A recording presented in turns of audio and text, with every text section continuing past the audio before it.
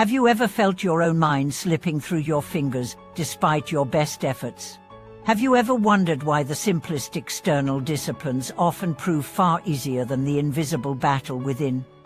Hello everyone, welcome back to our channel. Today we are diving into a question that every practitioner, beginner or seasoned alike, must face at some point on the path. What is the hardest thing to cultivate in practice? Is it correcting our actions, purifying our intentions, harmonizing with others? Or is it the fierce, unspoken struggle inside our own hearts? From the moment we sit on the cushion or pick up the sacred texts, we encounter two core challenges. First, taming the restless tide of emotion and desire. Second, uprooting the deep-seated delusions that twist our understanding of reality. Together, these form the crucible in which true liberation is forged. In today's video, we will explore why internal transformation outstrips external discipline, how emotional turbulence and clinging obstruct our practice, practical methods derived from the teachings of Master Guan and the Buddha himself to steady the mind and uproot ignorance. Let's begin by looking at the journey of a newcomer to the path. Imagine stepping onto a mountain trail for the very first time. You pack the correct equipment, read every guidebook, and even hire an experienced Sherpa to lead you. Yet no amount of gear can prepare you for the thin air, the raging storms, or the avalanche that strikes without warning. Similarly, in practice we may master rituals and recite sutras flawlessly, yet still be overwhelmed by the inner storms of fear, anger, greed, and confusion. Master Guan once said, "The hardest thing to cultivate is the mind itself. It is not our posture or our precepts that betray us, but the subtle, habitual undercurrents of thought that twist every moment. Our desires whisper incessantly, just one more pleasure, just one more bite. Isn't it time you were praised?" How anger flares at the slightest insult or inconvenience, and our ignorance convinces us that we are separate, solid selves battling an adversarial world. How then can we begin to transform this hidden realm? First, we must learn to observe. In this way, the practice of mindfulness becomes our daily guide. Whether walking, eating, working, or conversing, we cultivate a gentle, continuous awareness of breath, body, and mind. Each moment becomes a window into the mechanics of our own reactivity. Second, we employ skillful methods to loosen the grip of clinging.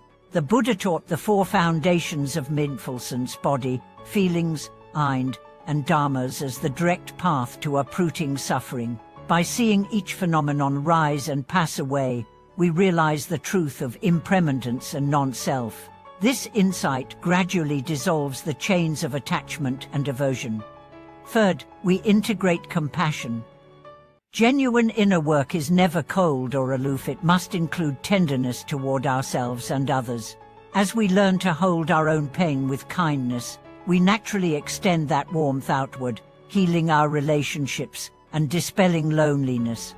Over the next section, we will tell the story of Dharma instructor Li, whose journey from despair to wakefulness illustrates these points vividly. His struggles facing crippling anxiety, an early breakdown, and a crisis of faith mirror the obstacles we all encounter. Through his experience of silent retreat, loving kindness practice, and the patient guidance of his teacher, she learned not only to calm his stormy mind, but to transform every difficulty into a stepping stone toward clarity. At first, Li recalls, "I thought I was here to escape suffering, but every time I closed my eyes, the same anxieties surfaced, even more fiercely. Only when I stopped fighting them and simply watched them, did they lose their power." His awakening did not come in a flash of ecstasy, but as a gradual unveiling of peace beneath the waves of thought. Today, he teaches others to welcome every emotion as a guest, and by doing so, to discover the stillness at the heart of experience. In the full version of this script, we will explore Li's journey in depth, over 10,000 words, mapping each stage of his internal conflict and the precise practices he used to cultivate equanimity, insight, and compassion. Ultimately, what we learn from every story, every teaching, and every meditation session is that true practice lies not in perfecting our externals but in befriending our own minds. When we can hold anger without acting it out, feel desire without being consumed, and witness thoughts without believing them, we have entered the realm of genuine freedom. As we wrap up today's exploration, remember the greatest liberation arises when we stop chasing after a fixed self and instead rest in the open clarity of awareness. May your own practice deepen with courage and gentleness. Thank you for watching this video. If today's topic resonated with you, please share your thoughts or personal experiences in the comments below. Don't forget to subscribe, like, and hit the bell icon to support our channel and join us for more journeys into the heart of practice. We'll see you in the next video.